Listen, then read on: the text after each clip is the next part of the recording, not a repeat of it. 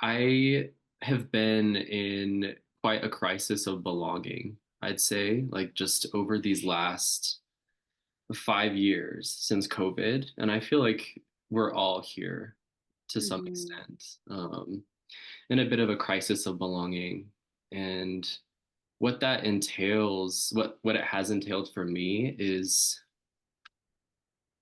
working towards building authentic community, and finding like those pools of relational healing, of being met with Hmm. vulnerability, being met with honesty and openness, and kind of like those defenses and that armor down. But something I notice living here in this community is just how armored everyone is, and how, in the face of all that armor, um, it's very hard to connect. Yeah. And there's even been, I've come a long way in just like learning a language, like learning the language of complex PTSD, learning everything that kind of surrounds my experience to try to untangle, like, okay, what protective mechanisms are still up? What protective mechanisms are actually adaptive and like that are serving to still protect me and completely necessary to have up at this moment?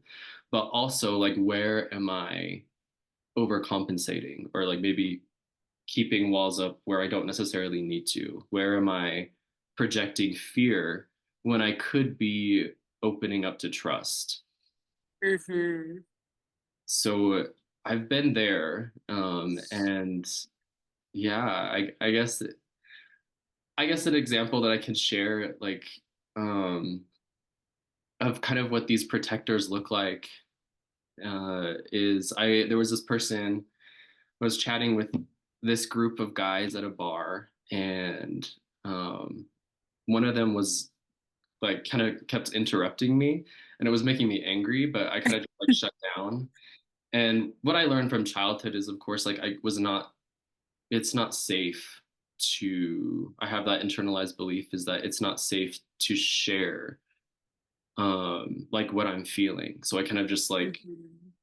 like dissociate from it and like kind of keep posturing and like fawning. That's when like the fawning comes online. And Speaking um of my heart, yep. yeah. But a lot of resentment grew after that interaction. And then I've been teaching myself to like go up to those moments. And I found this person again, and I went up to him and I was like, "Hey, it made me angry that you kept interrupting." Um, and yeah, and he's like, "Well, I couldn't even tell you were upset." I'm like, "Yeah, I was repressing it." But just like Yeah. examples like that, like, I feel like those social, like kind of that social etiquette is lacking in a community that's maybe kind of riddled with all these protectors, and just like something like where friendship and connection could exist. I feel like those Hmm. things, I guess, and like shame, um, complex PTSD that isn't, people aren't aware of, like all these things kind of prevent those interactions from happening more. But yeah, if you want to speak to that and maybe impart some of what you've been going through. Yeah, absolutely. The first thing that came to mind, it was just funny. Very recently, a friend and I got into a discussion about what does it mean to belong somewhere, to be belonging in a place. Yeah, because I often get that feeling of I'm an outsider, I'm looking in, I don't belong here, I don't fit. And it's like, what does it even mean to belong? I started like chewing on this question a lot, and I don't know. I get into the headspace of looking up the meaning of words, the etymology, and yeah, belonging comes from kind of a possessory sort of mindset of Mhm. this belongs to me or I belong to someone else. It's very much about what you have or don't have. And so I was thinking to myself, what does it take to belong? Do I belong to someone? Do I have to belong? Do I have to have something in particular in order to belong in a place? And yeah, just what if I were to reframe that and seek to belong to myself, seek to feel like I fit, just to have that internal recognition, that self acceptance.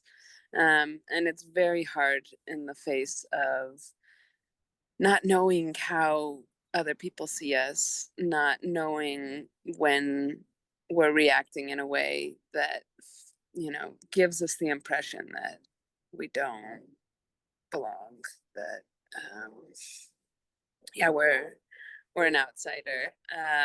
I'm sorry for the sound as well. Oh, I can't So hear it at all. You're fine. okay, great. Yeah, I've got like a truck passing by me in the background and an airplane, and it's all Yeah. right. I think that like researching the etymology, I love doing that because Yeah. like yeah, it breaks down like what does this actually mean in our language? Hmm. And, And um, what is the feeling of that?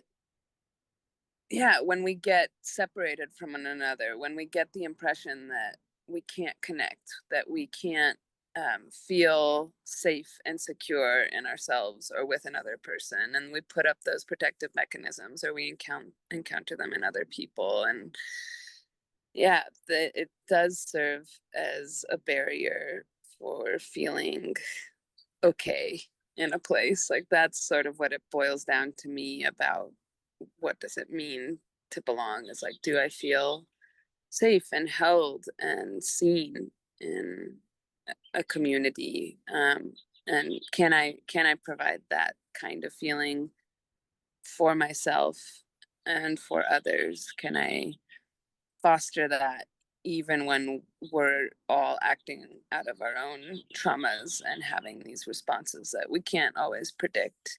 But yeah, like how do we bridge the gap when those things do interfere, and yeah, see right through to our humanity? And I do think it is a question of like speaking up and saying, hey, this is how I really feel. And it's amazing that you were able to loop back with that person and have a frank conversation with them. I think that's what it boils down to. That's what we need.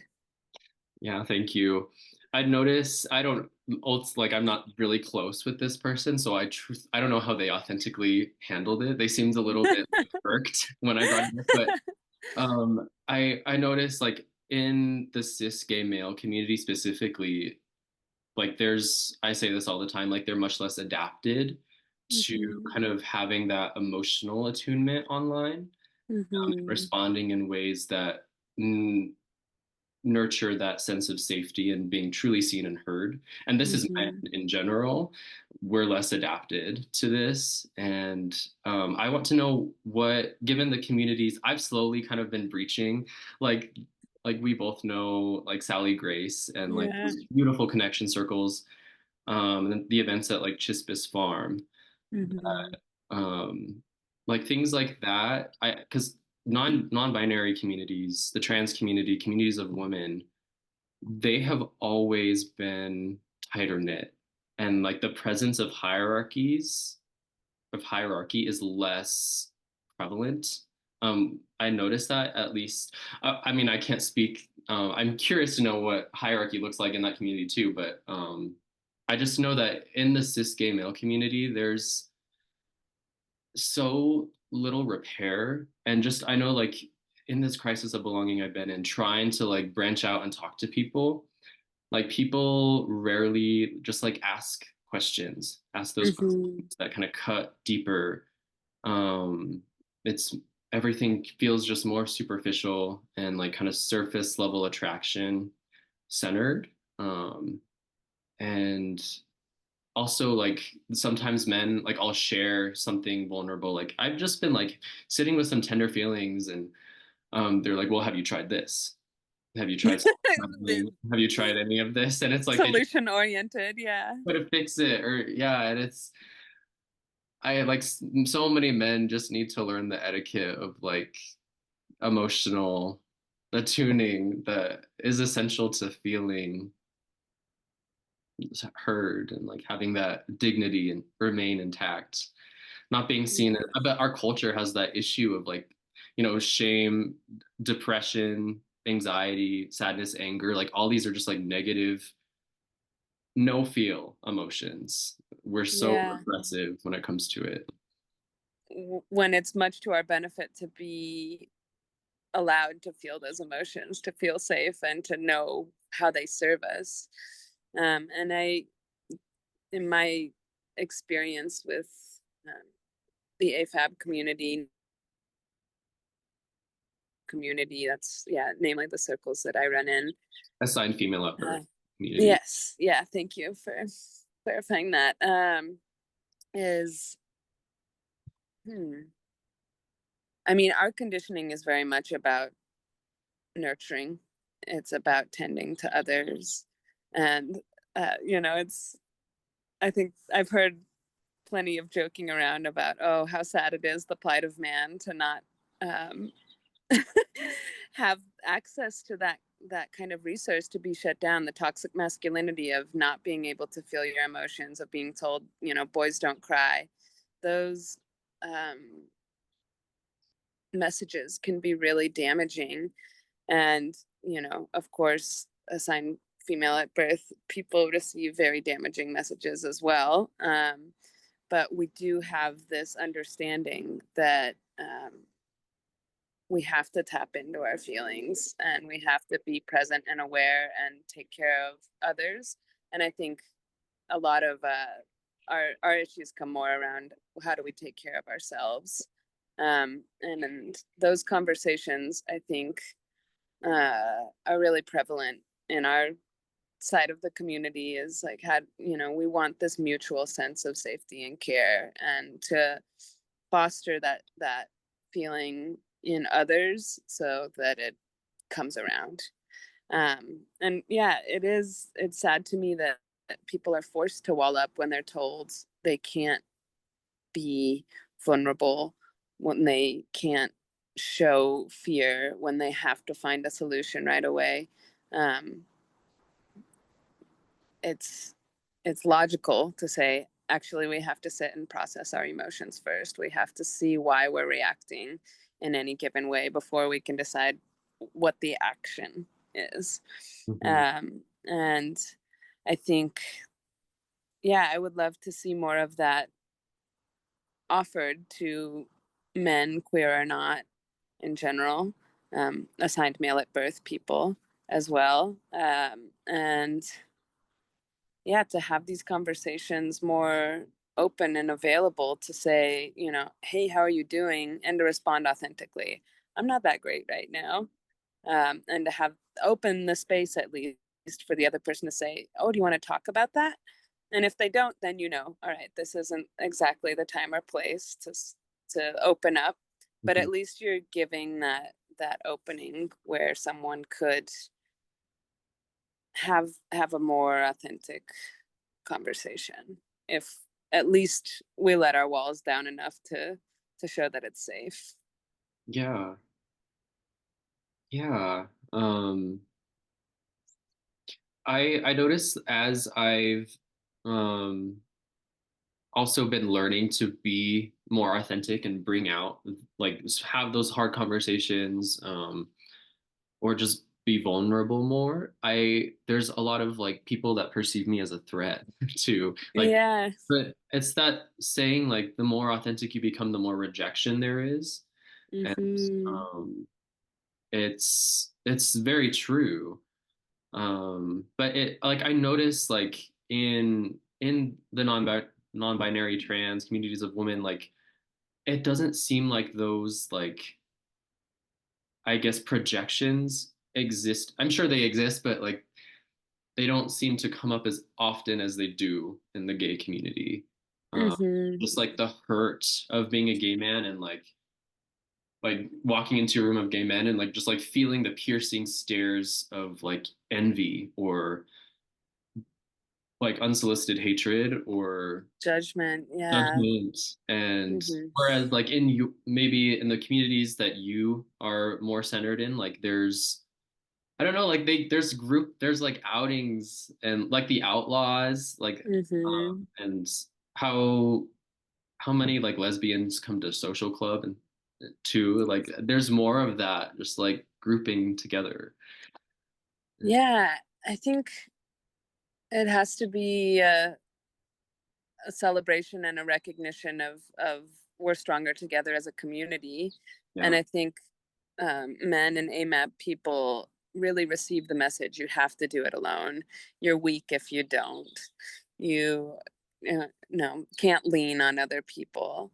And um, uh, the bodies we have, AFAB people, were taught, let people lean on you, right? Like you're in a supporting role. And so I think there's this inherent sense like we support one another. And it's not about competition for resources so much, right? Like we're also very, I think there's strength in saying like repair oriented, right? Like we want to make sure that there's social cohesion. And part of that is, again, this indoctrination that like we have to go along to get along, we have to be complicit, we have to be submissive and allow things to happen.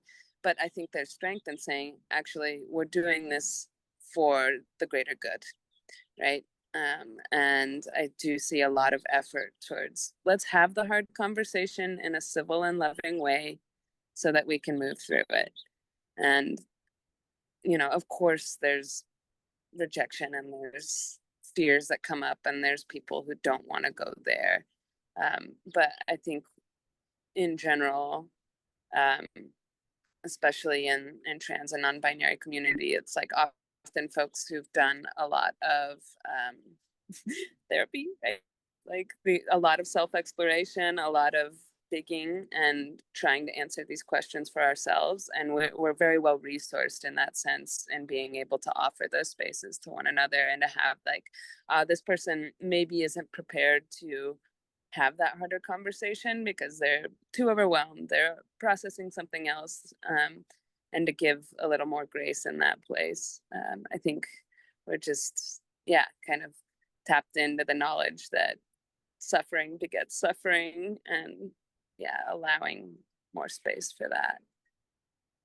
That wisdom deserves so much to be celebrated now more than ever. And yeah, it's almost like men got kind of the short end of the stick when it comes to our conditioning. Because you guys, yeah, you guys like, I mean, there is a negative side to that conditioning that the assigned female at birth community had. I can see in just the sense like there's less of, yeah, I guess there's less room for that like fighter and for that like assertiveness and like that We um don't get to own ourselves. conditioned out of you. Yeah. Yeah. Um, I noticed But that. then Oh, sorry, I go ahead. think I think that's why we celebrate so much when people are authentic. When we see our companions and our AFAB folks being like, "This is who I am. I'm gonna like just present in the world and be alive and happy with myself." Like we look at that and say, "We need more of that," you know, because so many of us aren't given that option in our upbringing. Mm.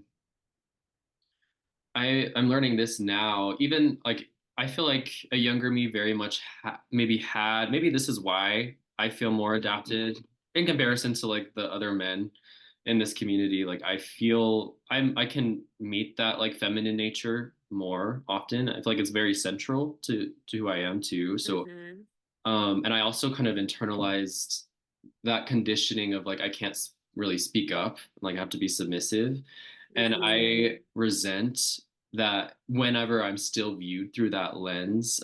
And I feel like this has to do with being Latin a little bit too. Mm-hmm. Latin fetishized, seen as a bottom, seen as or like a pretty privilege, like being I don't know, like all like there's so many labels too, like twink, all this terminology that comes up that puts me into a box that happens in the community.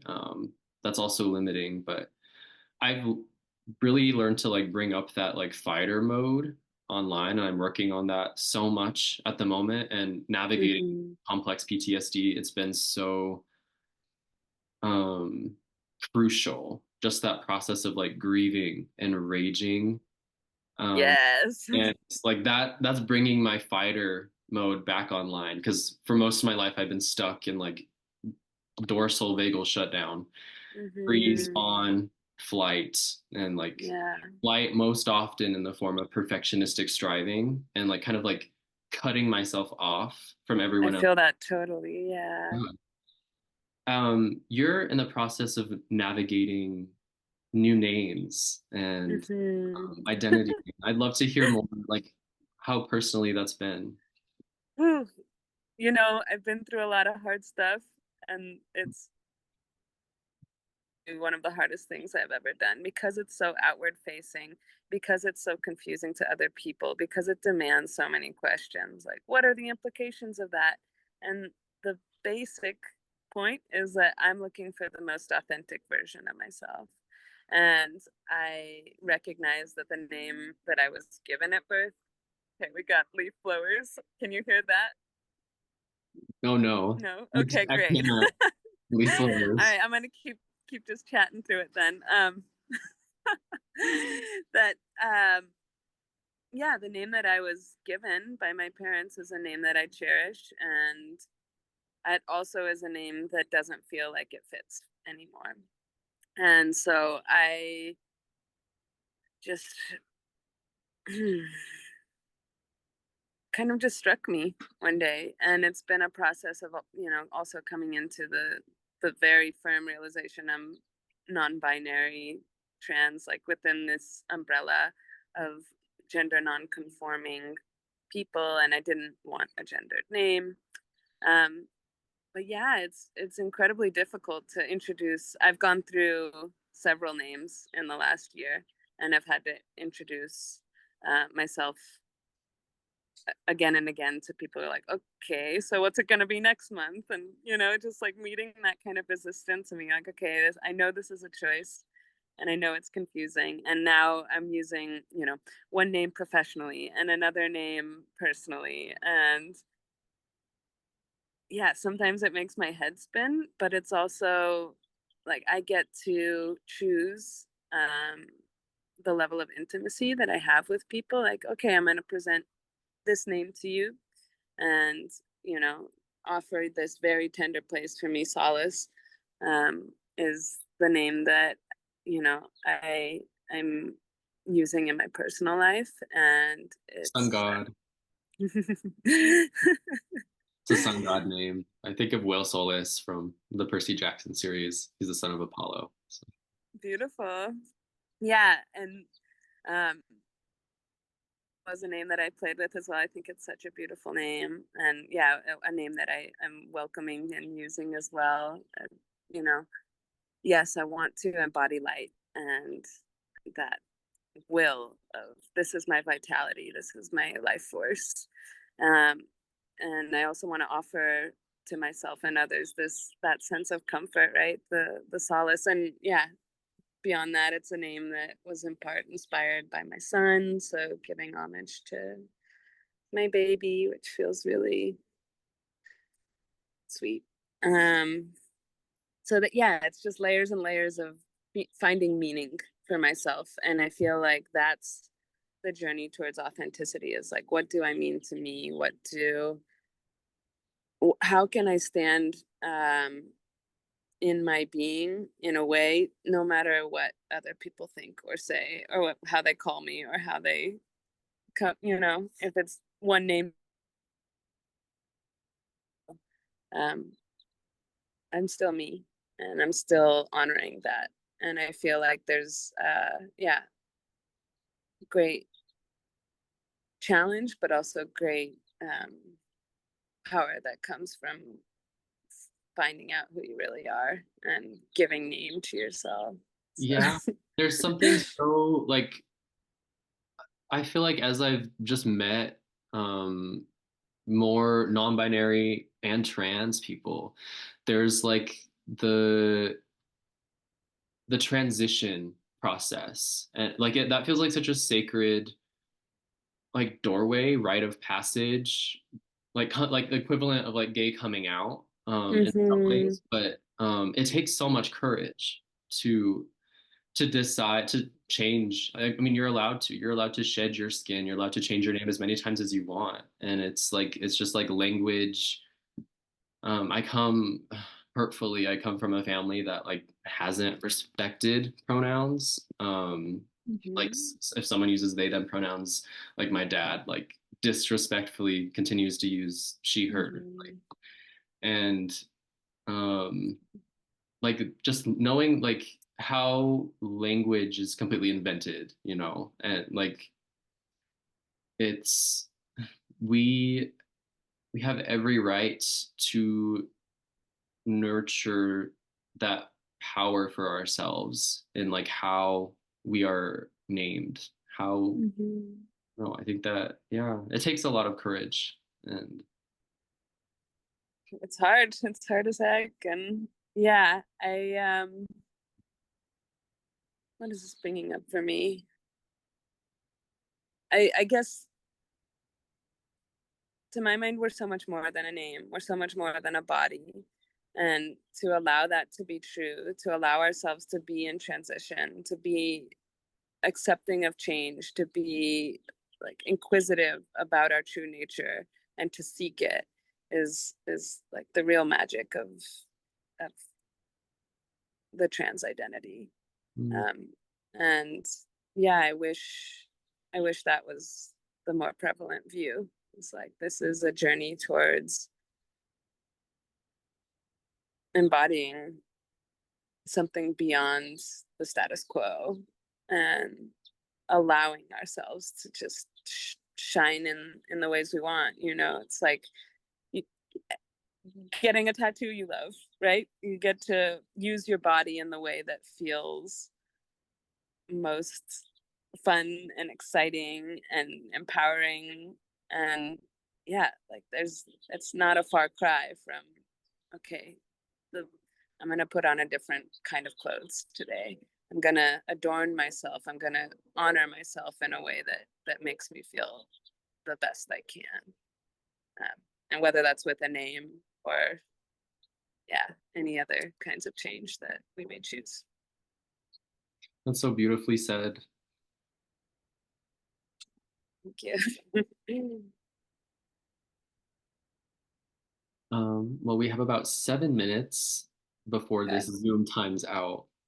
Uh, Yeah, and I've got like 10% on my phone, so it's perfect. I think I'll last about 7 minutes. So yeah.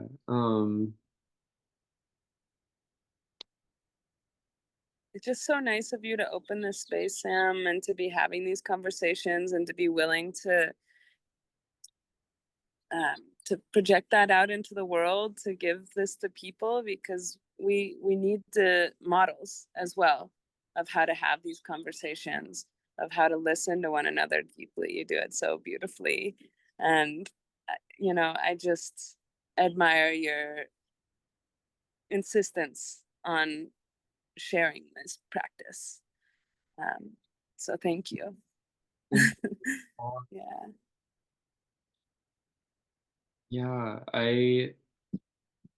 it's such a gift. If you want to talk about the queer Let Me Speak Clearly event, that could be Yeah. advertise that.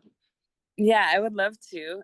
So I'll just, if you want to post the poster with this, but just to say that, yeah, it's a queer storytelling event, June 27th at the Canteen Brew House from 7 to 9. Sam will be performing. Oh my God, you can't wait. Me too. Yeah, it's true. But more importantly, that the idea behind sharing our stories, sharing our gifts and our talents and our music and our dance, to me, that practice, the artist's gift, especially in times like this, is to transmit messages that need to be heard and feelings and to bring that sense of connectivity. All revolutions have started with art, have started with the messages that we receive. And the practice of opening ourselves up and sharing from the heart and showing what we love and what we've dedicated hours and hours to, and especially like what we've lived through, our true and honest lived experience. Because it's one thing to tell a funny story that's like lighthearted and you'll get a laugh, and it's another thing to say like, yo, there's some funniness to this, but actually I went through something kind of crazy. Do you want to hear about it? And to bring that sense of play and openness and heartfelt um, Heartfelt vulnerable. joy, wonder, everything we're Yeah, lacking in these times.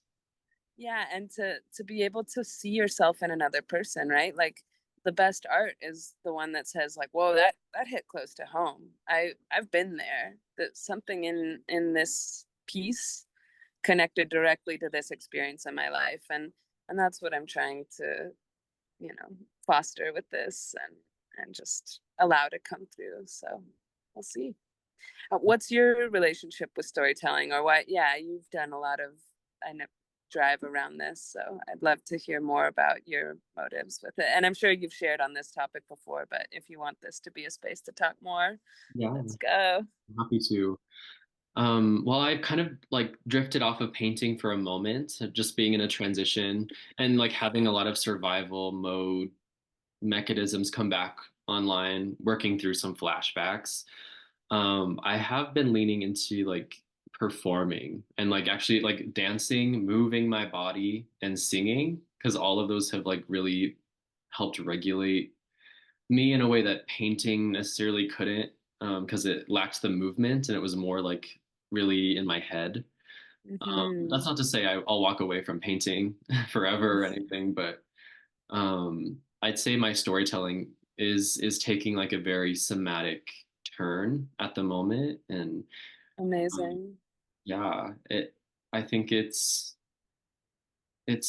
so many songs have held me, um, and just I read so much, so many books have been holding me too, and I feel like that's I don't know, that's been keeping me alive. That's how I've been surviving. Um, through this, like, as you become who you're closer to who you're truly meant to be, there is a time where you lose more connection. Like you're more alone Mm-hmm. for a while because living with 1,000%. integrity alienates you from everything that's familiar. And you also necessarily need to protect yourself from the things that aren't aligned, right? Like when you encounter, the more vulnerable you become, the more you recognize, like, oh, I can't go there with this person, or like, I respect you, but we're not going to be able to get to this level together. So we necessarily need to separate in some respects. Yeah. It's Um, hard though. it is so hard. And it's devastating not being met where you're at. And because that's a theme that comes up a lot in my life. And I'm sure Mine anyone too. who's on this path of just recovering who they're truly meant to be. Um, Mm-hmm. yeah, I feel like the nude photography has been another medium that has been just like I had so much body shame growing up, Mm-hmm. and now I feel like I'm in a place where like I feel beautiful and like I'm Yeah, you nurturing are. my body and trying not to overdo it, even though there's always that temptation to just like be bigger, be more buff, more man shaped, more masculine. Um, I feel like I feel proud where I'm at, and yeah, so chances to like share my body in ways that are artistic. Mm-hmm. That's an exciting storytelling um, element that's in my present right now. And So when you carry that confidence and you offer it openly to other people, like, hey, I actually want other people to feel this self acceptance and this ability to live artfully in their bodies, like, you're sharing that through this practice too. what's right about to cut us off. This was so Okay. beautiful. Thank you. Thank you so much for this. Thank you.